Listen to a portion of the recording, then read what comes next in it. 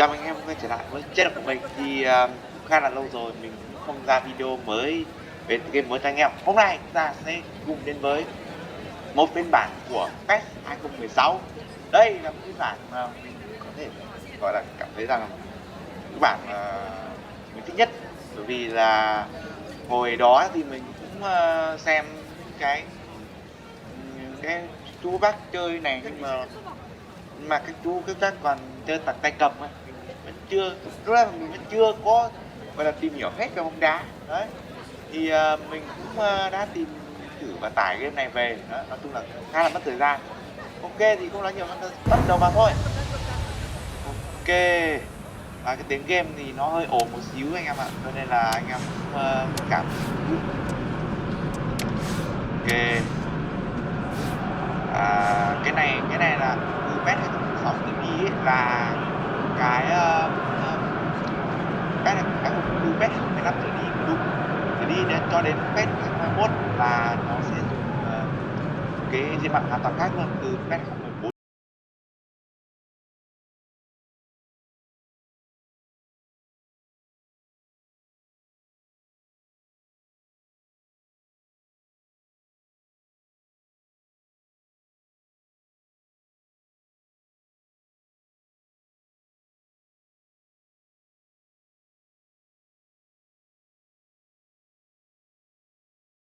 đây. Ok ok thì đây chính là giao diện của PES 2016 nha anh em. Đấy, rất là gọi là gì ta, cực kỳ là cổ điển luôn. Nó khác so với PES 20 hoặc là 21 bây giờ. 2019 2020 đó.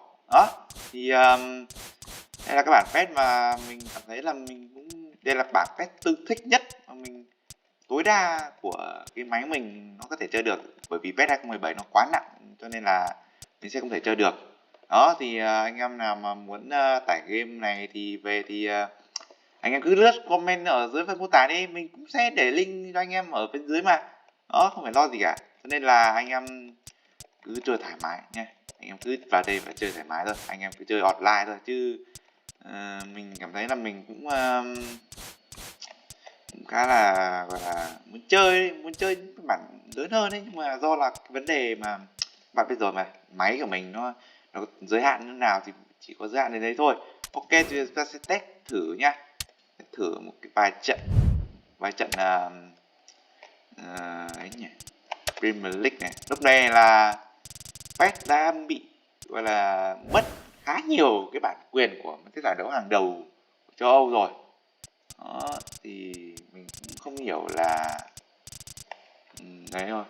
Mà có cái vấn đề đây đấy là hiện tại mình đang có một cái file bản pack của đội tuyển Việt Nam V-League, thì mình đang tịch cả cái đó và mình cũng đang tìm hiểu cách tải cái smoke pack về.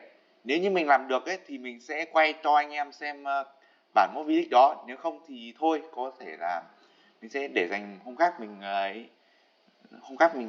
mình search xem là có bản pack nào phù hợp này không, thì mình sẽ đăng video cho anh em nhé. Ok thì ta xem này, mà ở trong này là có đội bóng Việt Nam nhé anh em.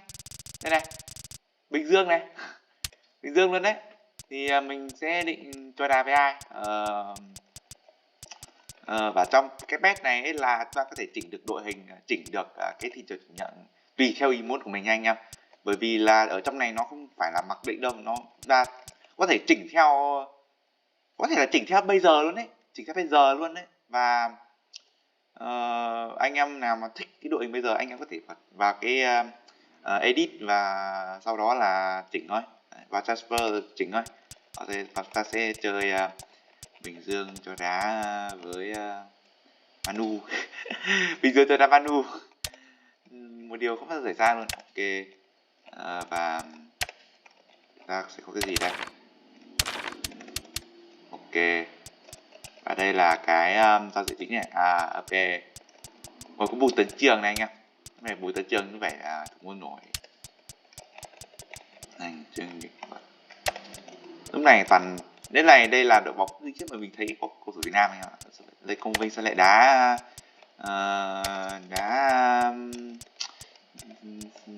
CDM này. Lê Tấn Tài, Oseni, Apas. Oseni hình như là mình thấy là đang đá ở gì nhỉ? Đang đá ở Sông Lam Nghệ An. Ý như vậy. Formation 4-3-3 được không? 4-2-2-2 4-1 4-4-2 4-1-2-1-2 này nhá. Ok, chỉnh thế nào cho nó hợp lý một chút anh em ạ, chứ để này nó vẫn hơi tí. Trọng Hoàng lúc đấy là đá CDM nha anh em, không phải là đá RB như bây giờ đâu.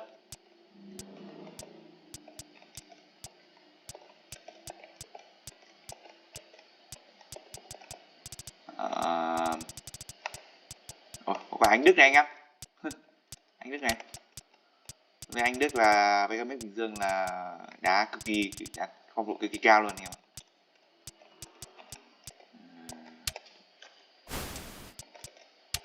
Cho Trọng Hoàng đá RB đi. Mai Tiến Thành. Hồi đấy mình vẫn chưa biết đầy đủ các cầu thủ Bình Dương này anh em ạ. Vì có thể là mình sẽ bị nhầm mất một số tên cho anh em, là anh em thông cảm nhé. Ok, Stadium. Old Trafford đi. Mà nếu mà mình đá ở trong Trafford ấy, mình sẽ phải chỉnh lại cái setting là sân khách anh em ạ. Đây, đó thì mới đúng.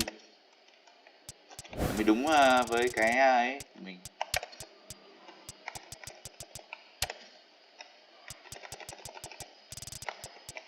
Rồi, AFC Champions League đây rồi.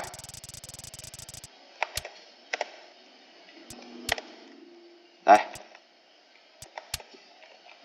Phải chỉnh lại.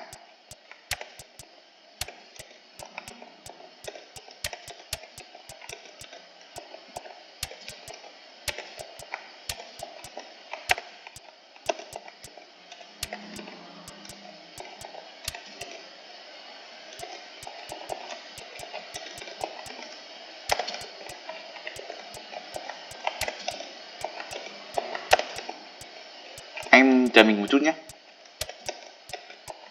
Chỉnh có vẻ như hơi lâu.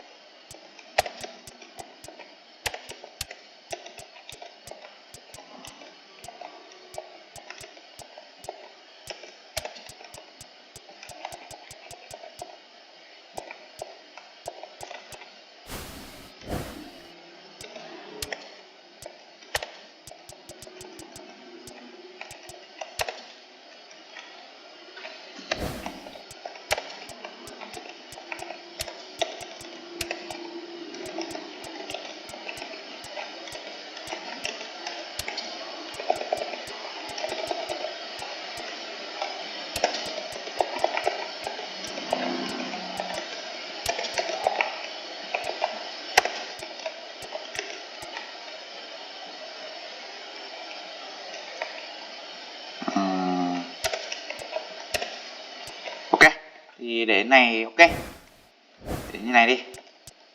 Stadium Bontai quét 2016 Connect. Bóng này mình thích này, mình rất đẹp này. Regular mình chưa chắc là mình đá được professional hay không nhé, chắc không. Overtime cho đá phụ penalty đi, cái 5 người này. Injury. Rồi, đã chiến anh em.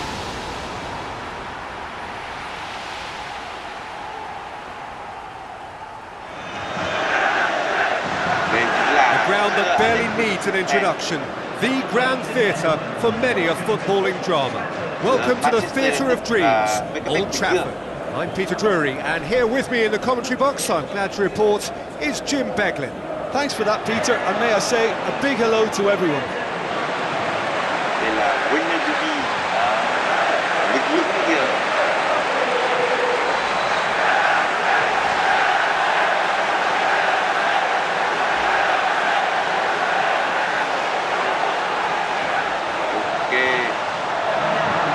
Then the lineups for this game. Của Manchester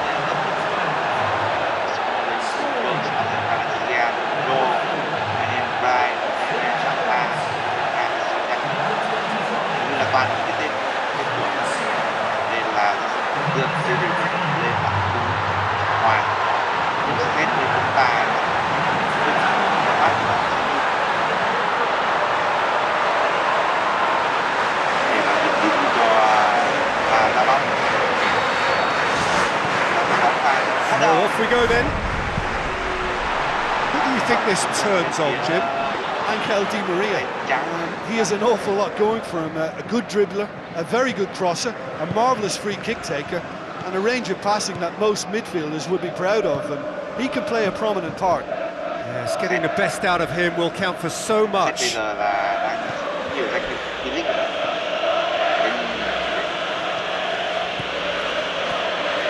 Quá, để tụi mình. How about it? Valencia gets good distance on it. It's their first effort on goal. It's a poor throw that, picked off with relative ease.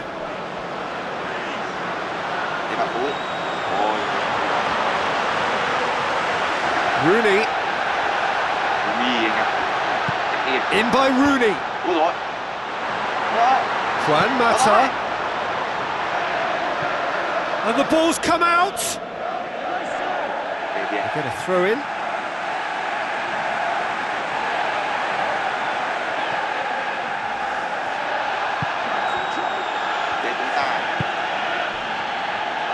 Battling for the right to play in the early stages.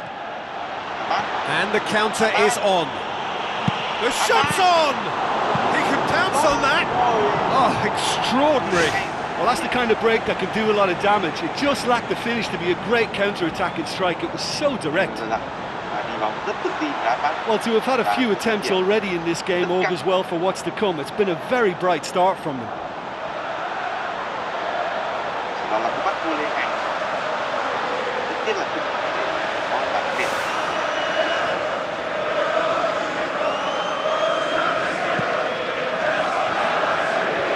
And the Herrera. Juan Mata doing well down the right, but he's left himself in need of support. Looks to slip it through. Well, he should have done better, and he knows it. Well, he couldn't have hit that any better, and any other time it would have sneaked in. Oh, this has been such a positive approach from them in the early part of this game. Everybody is programmed to get forward, and despite a couple of failed attempts, they are the better side.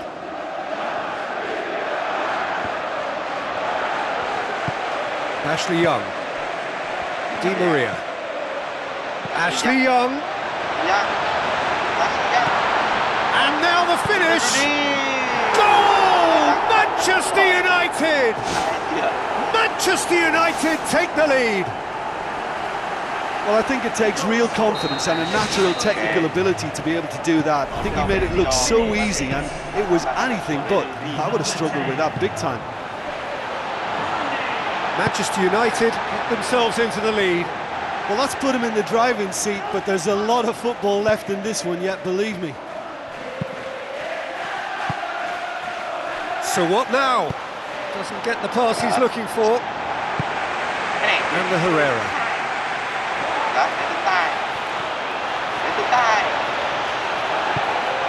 Ashley Young.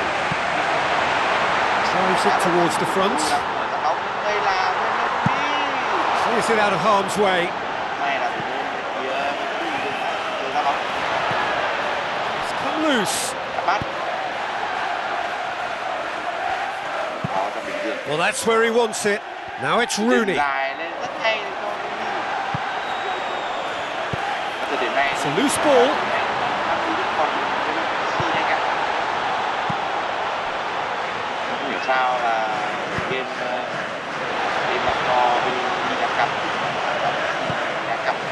Smalling.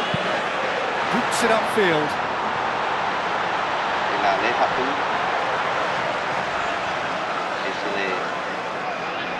Như đây là phát sóng tốt đấy các bạn. Knocks it towards the front. Đá phạt giỏi nhất. Try as they might, they just couldn't get into an attacking area. Giỏi nhất một thời đấy các bạn. Aimed long and direct. The move that looked promising, but eventually thwarted without doing any harm. Hai Thế Thành. Bắt. Để Tấn Tài.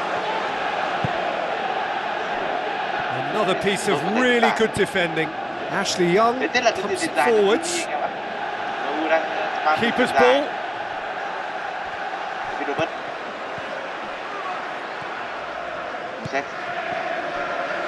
Để Tấn Tài. Cao Tấn Tranh. Marcus Rojo. Di Maria. Played in with accuracy. Lại là đường dài. Promising move that. Good inroads into enemy territory, but no joy.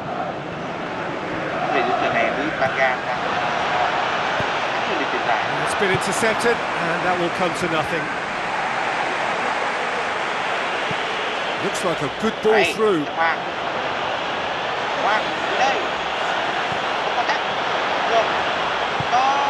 They've got it back and can have another go. Marcos Rojo is long and forward. Rooney gets into a good position. Rooney. It's Juan Mata! Manchester United have a free kick. Về là có lỗi trước đó.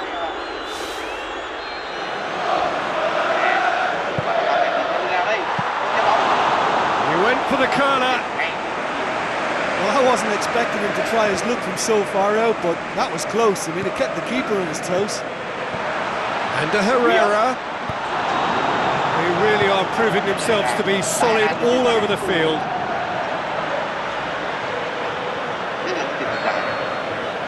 There is the half-time whistle. I honestly don't think they need to change anything in this second half. They just need to believe in themselves, stick to the game plan, and I'm sure they can turn this scoreline round. Start of the second half. So, 45 minutes to turn it round. Fine defending there.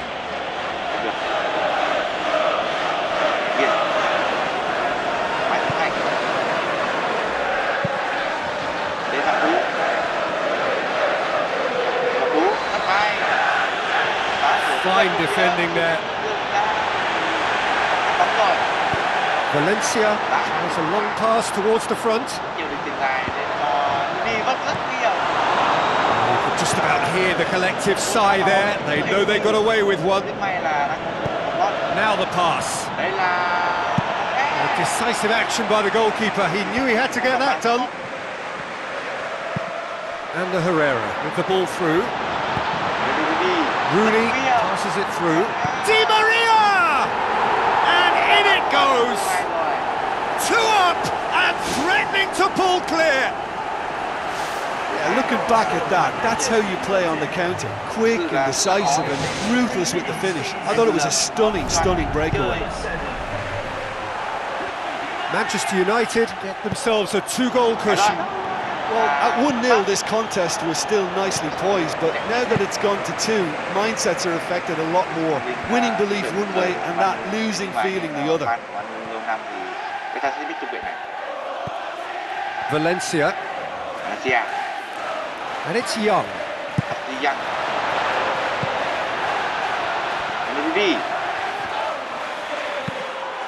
They must set the right tone now and give themselves a foothold to get back into this. The next goal is key, and they've got to show the hunger and desire to score it. Good spell of possession this, but very little to show for it. No surprise at all that this is the guy who's had such a positive impact. Well, having that sort of player in your side is reassuring because the rest of the team knows he can make his influence count at any stage. It's simply part of his package. When he really wants to, this fella scores. Tries a through ball.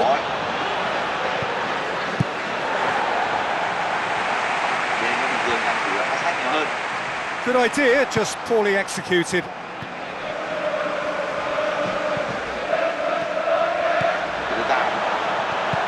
It's the through ball.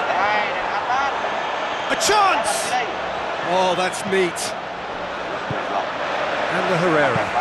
Has he found his man?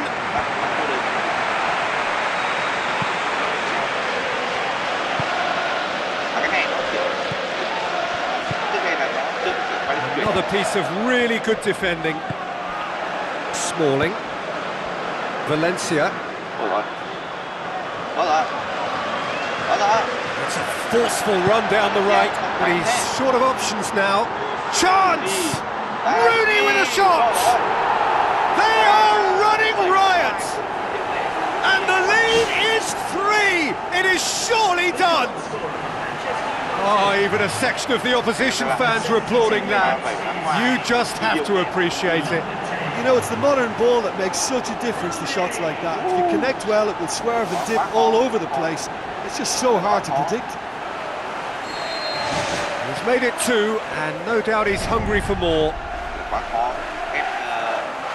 3 without reply. This is becoming a stroll. Valencia. Well, that's where he wants it. He's made certain that won't get through.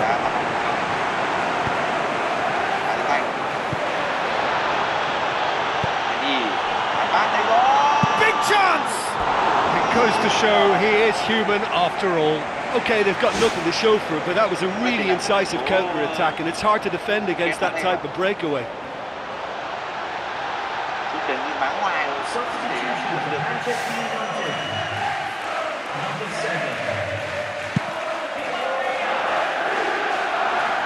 Now it's Rooney.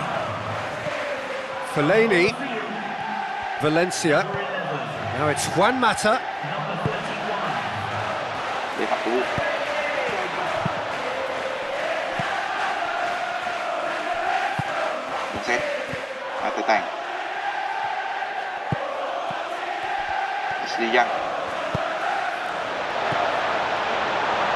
Fine defending there. He's gone long. Goalkeeper's ball. Don't appear to have what it takes to get back into this one, but they do have what it takes to show enough pride and passion to appear to the fans that they care.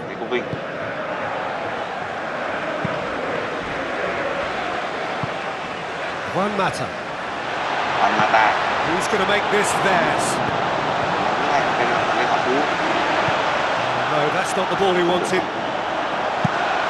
Manchester United can count themselves very lucky there. They looked fragile.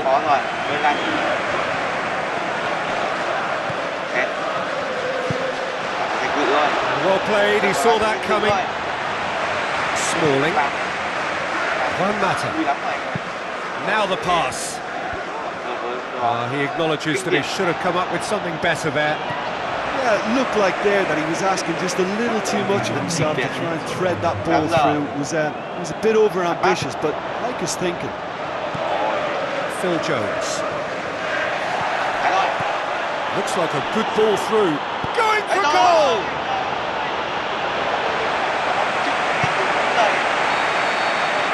And that's that.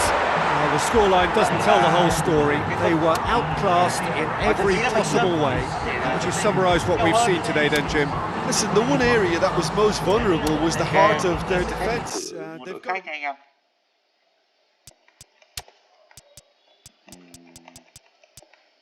Ta sẽ thử với North London, người đấy là Arsenal này các bạn. Nhưng người ta lại để North London bao giờ không? Xem game plan này. Game plan. Đấy là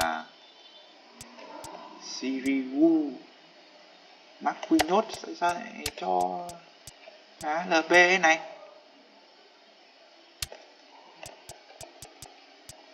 Aurier này anh em. Mặc queo. Cách bích đê.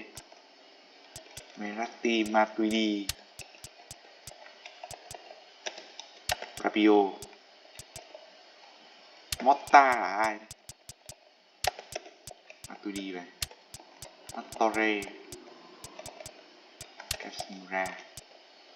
Cavani à? Gamay nang này anh em.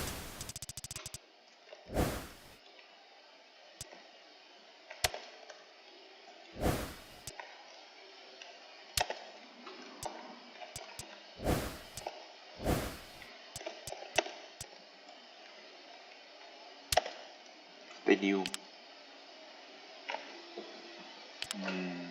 Juventus. Saitama.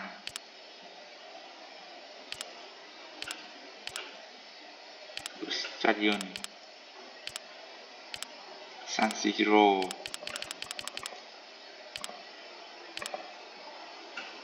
Metropole đi anh em. Ok, và ta sẽ đến với trận đấu giữa Arsenal và PSG.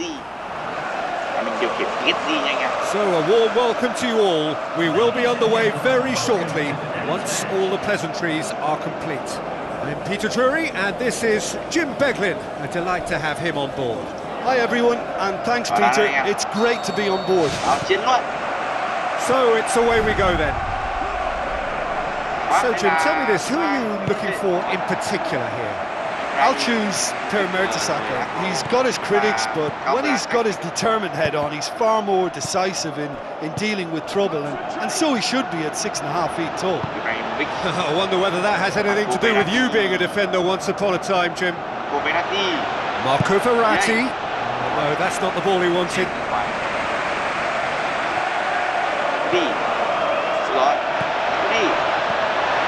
Mesut Ozil.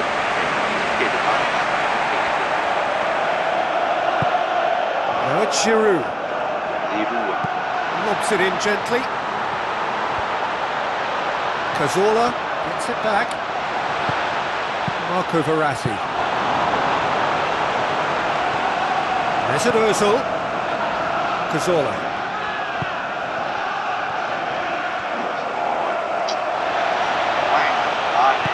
Rabiot passes it through. Cavani beats the offside trap. Goal! And some of the best managers I played for insisted on starting games as you mean to go on. And we've just seen a very important opening goal from an extremely talented individual who looks primed for more. He really does look at it. Cavani simply wasn't going to decline an invitation like that. He knows that they've got the passers in this side that will find them, and his job was just to make sure he didn't stray offside, and it worked an absolute treat.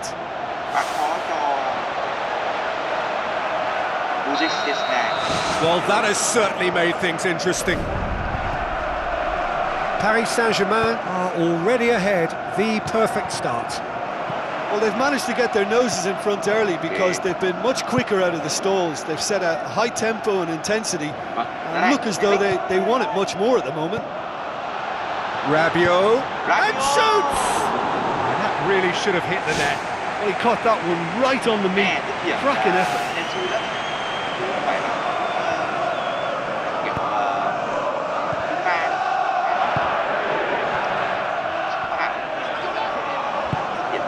Ibrahimovic got a shot away.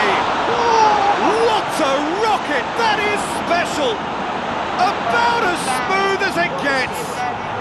And they are disappearing out of sight. Look, there just wasn't much of a gap to begin with, and to find it, I think it was a fine drive, and I don't think the keeper could have really planned for that. I think he's a bit unlucky in that instance.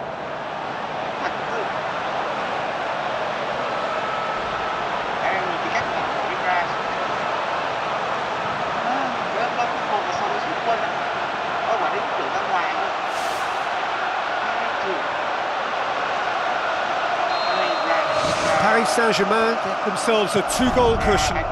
Well, at 1-0 this contest was still nicely poised, but now that it's gone to 2, mindsets are affected a lot more. Winning belief one way and that losing feeling the other.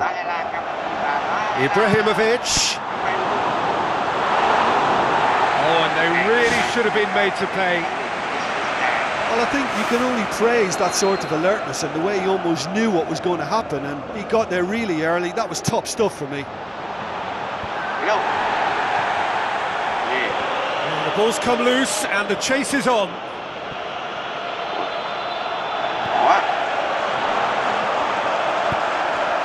Cazorla.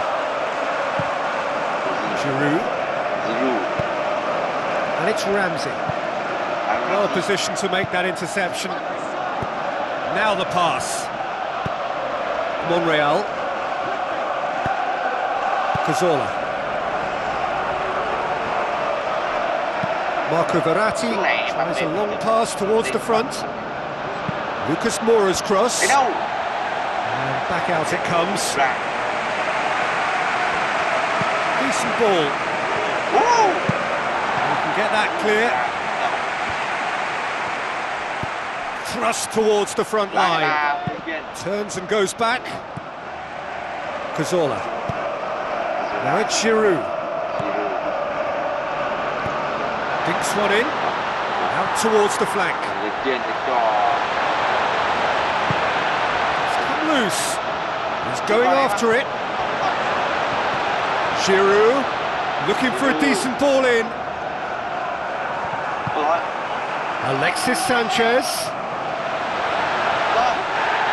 Nothing wrong with that tackle. Ball won cleanly. Oh, well intercepted. Really alert to the danger.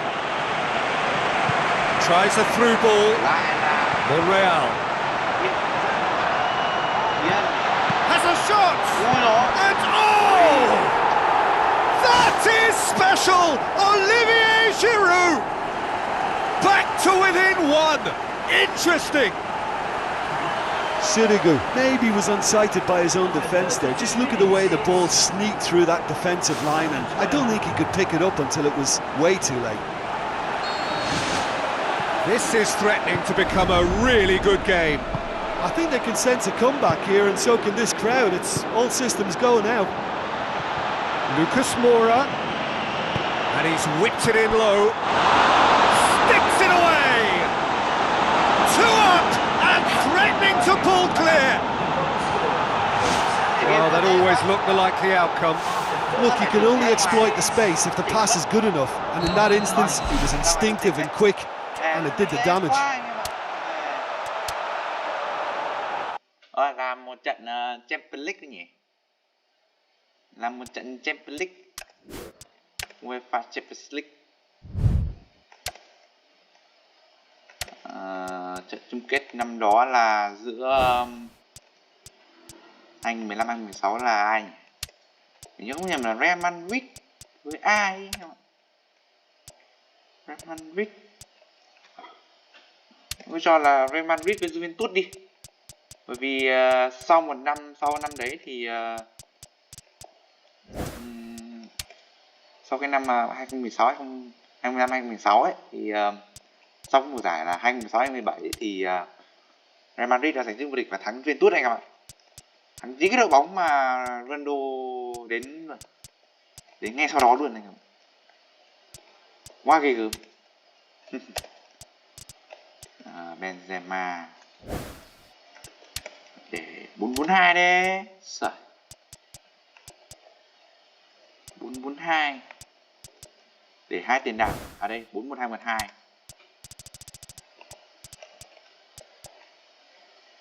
4213 4432 đây đây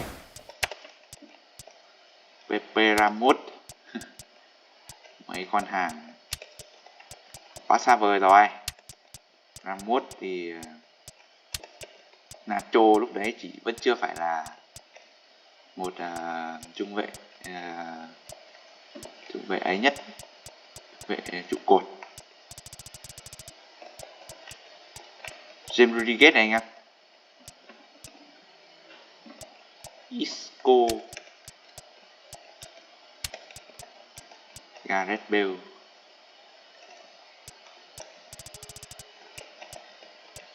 Javi Hernandez này anh em. Rồi.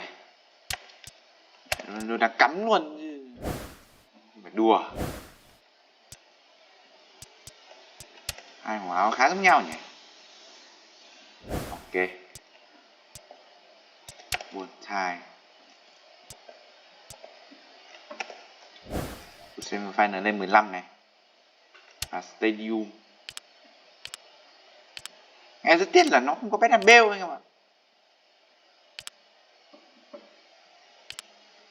Tút Konami. Bus Stadion.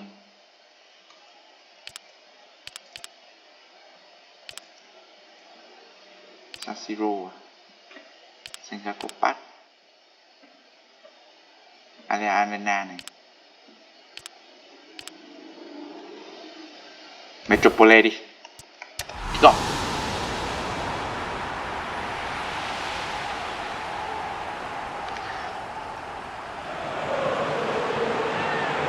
So a warm welcome to you all. We will be on the way very shortly once all the pleasantries are complete.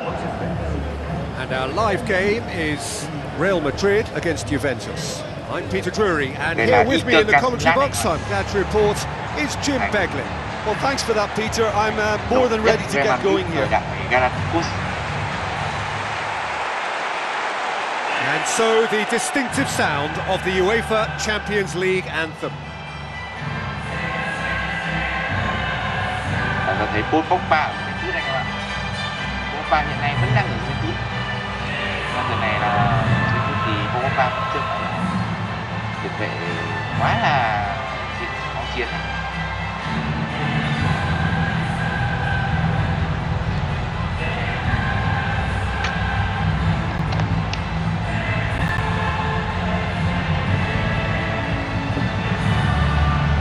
Và Cristiano Ronaldo là đầu tàu cho tấn công của Real Madrid trận đấu này. Và trận này anh ạ. So it's away we go then. Bây giờ khác quá. Who do you think this turns on, Jim? This one is rather obvious. It has to be Andrea Pirlo. A sumptuous passer, a joy to watch, and if he's not closely marked, then he'll continue picking holes with his majestic creation. He would be the obvious choice, wouldn't he? He certainly has all the right qualities. Marcelo. Isco. Modric. Cristiano Ronaldo. Marcelo. You can get that clear.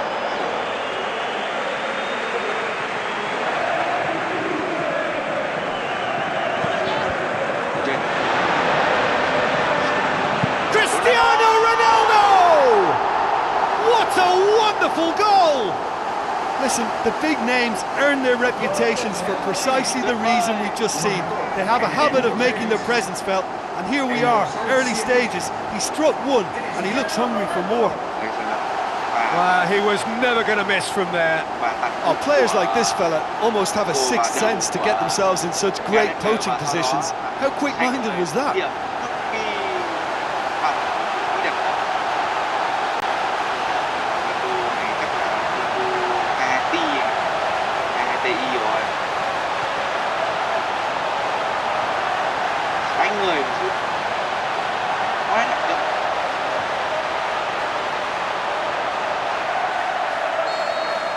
Well, that has certainly made things interesting.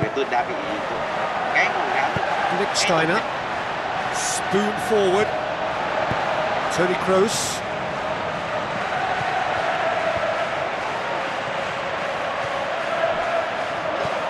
Pogba. Vidal. Pirlo.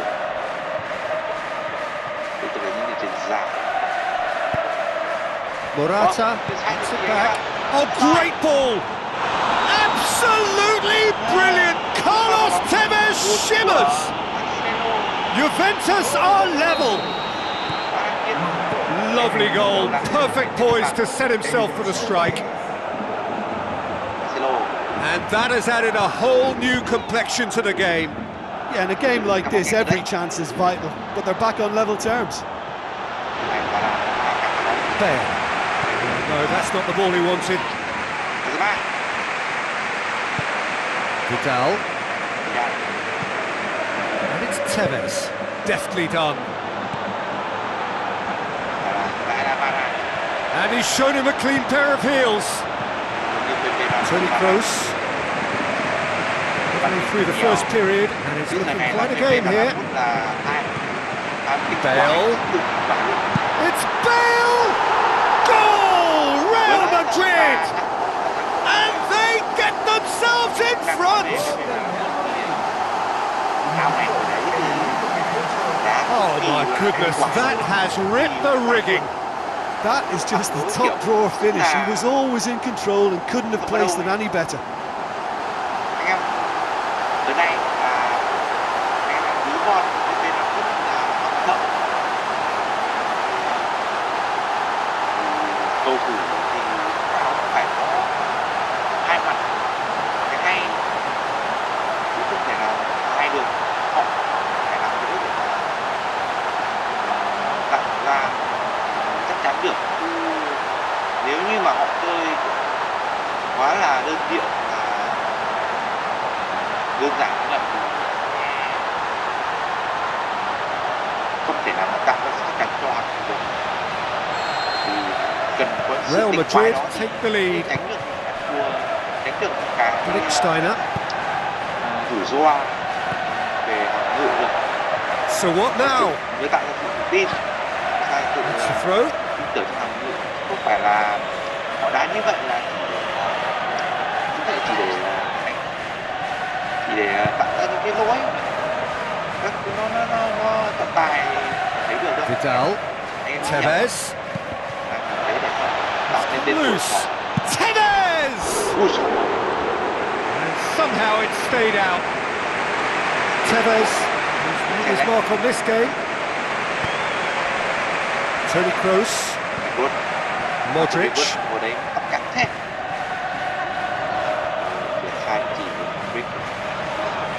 Này thì chủ Real Madrid cũng chưa phải là phát huy được tối đa Modric, cái DNA của cái Isco, Marcelo tries to get it forward quickly.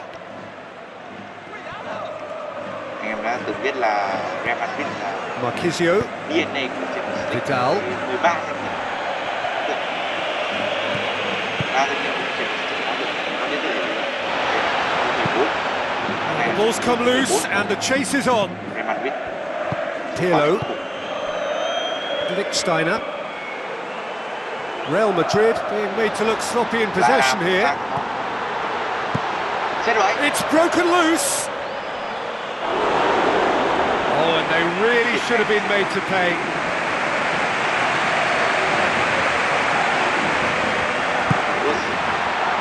Good save, he got a decent fist on that. Goes for goal! Good first touch and almost as good a second. Yeah, and he knew he had to get his efforts away before being closed down, but he could have sacrificed a little power then for a bit more accuracy.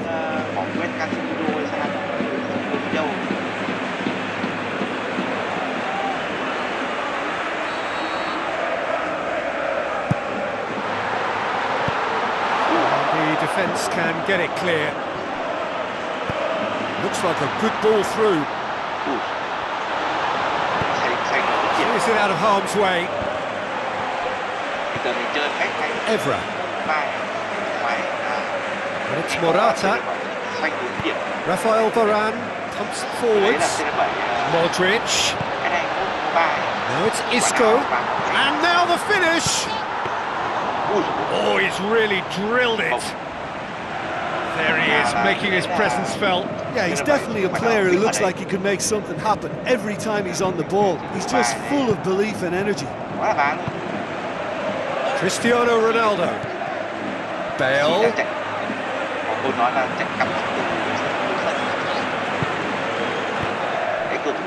Vidal. Lichtsteiner.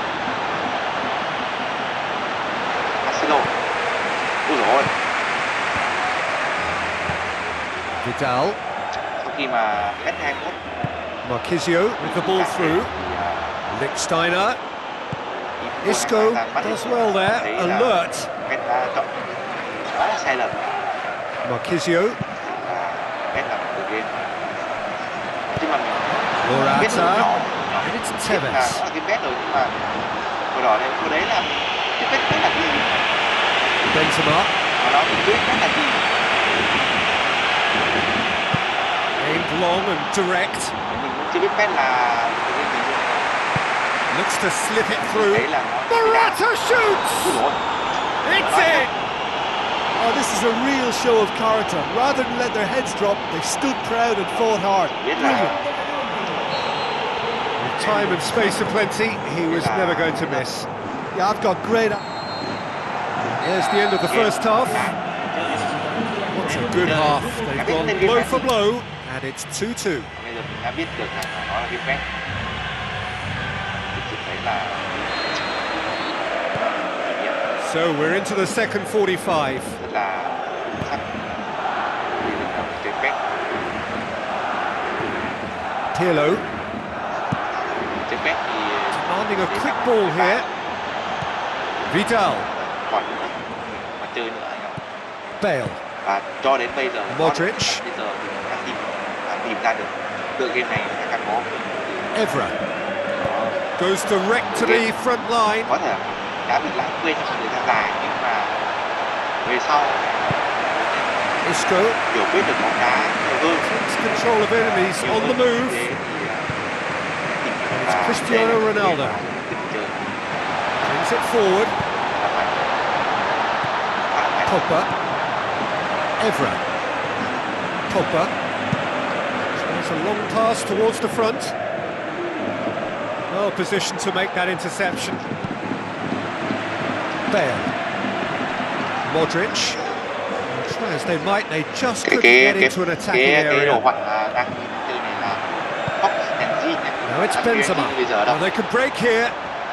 Fox Engine nó tên tuổi luôn. It's never easy keeping the ball under control when the pressure's been applied like that. I think he asked too much of himself. Ở trong cái Tries a through ball. bài Timely intervention. That was just asking too much of his teammates by playing it in so early. Modric. nó làm nhiều việc làm con đi này. Now it's Cristiano Ronaldo. Quarter of an hour into the second half. Thực sự là Real Madrid haven't yet dipped into their subs. Konami đã rất thành công và Bale pumps it upfield. Pass needed to be better than that, and he knows it. lại đi mà chọn cái nước Aim sai forward. nó Bale. lớn. Modric. Cái pha này là Chiellini gets into the right position to intercept. với cái Chiellini gets it away. cái tên gọi là cái pha Pogba. cái đặc tính nào Evra. và pha các Juventus getting a lot of touches here, but they're not making much progress. cái đó cái bản quyền pha It's got through. Goes for goal! Goal! Real Madrid! And they get themselves in front! khi đó lại là Oh, high quality goal. Lovely first touch. Sumptuous second. His second of the game, and an eye now for the hat-trick. Siêu đơn giản đấy. Và cái phong cách ăn siêu đấy thì đến bạn cách Real Madrid go into the lead. Oh, look, it's lovely having a player with such ability in your side. He's always capable. Oh, he's going to be pulled back for that one. Đơn giản chỉ là một cái vung tay lên trời thôi. Chỉ là cái gì?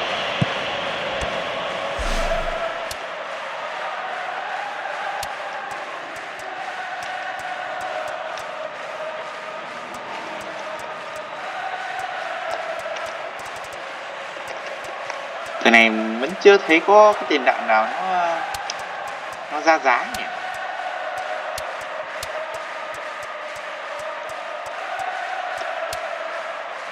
Modric mệt rồi.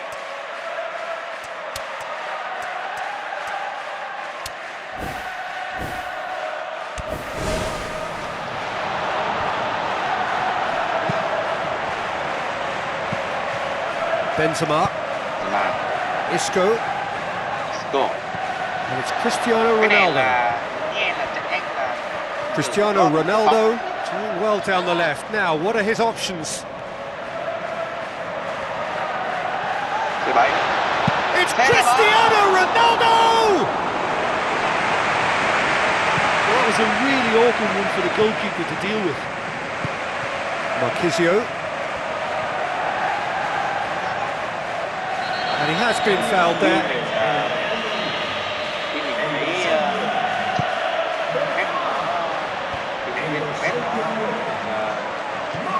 Pogba. Kadira. Now the pass. Now it's Cristiano Ronaldo. Now it's James Rodriguez. James Rodriguez! And that would have been game, set and match. Yeah, he could have made the game safe and he converted that. Such a big disappointment. It's James! The home support won't enjoy that.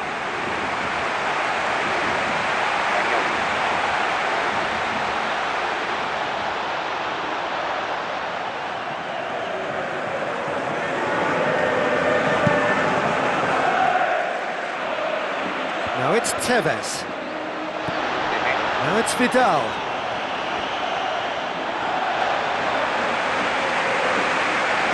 Vidal floats one over.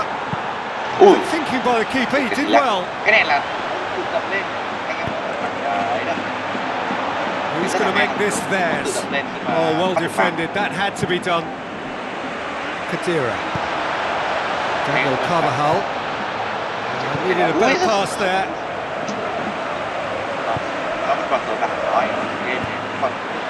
Aimed long and direct.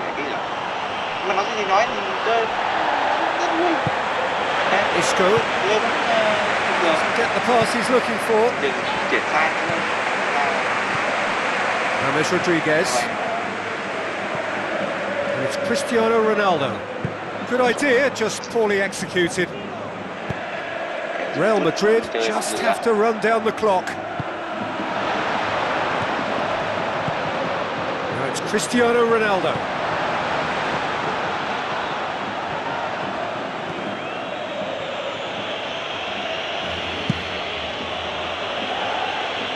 Lichtsteiner.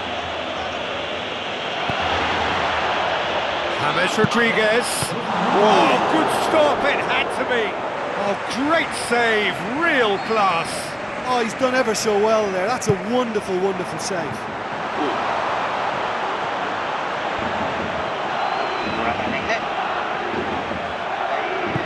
Lichtsteiner boots it upfield. Now it's Cristiano Ronaldo.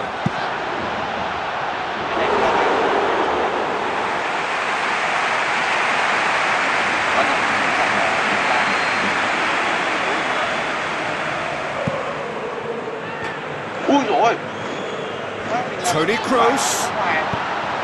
Danger averted for now. And the referee brings it to a close. Real Madrid win it by the odd goal. Almost nothing in it. Perhaps a draw would have felt fairer. And that's the game, and they have won it at the margin. And after all of that, Jim, what are you thinking? Oh, listen, if you've got that kind of power and that kind of pace in your team, I think you'll plough through most teams. Those central areas tend to be very congested, lots of traffic going on, but it wasn't a problem for them. Many thanks to Jim, and with that, it is a very good night to you. Từ ngày 20 Tết nhật, từ ngày 20 cho đến hết Tết thì mình sẽ không ra video đi chơi. Ok thì cảm ơn các bạn đã xem video này và chúc bạn một ngày tuyệt vời. Bye bye.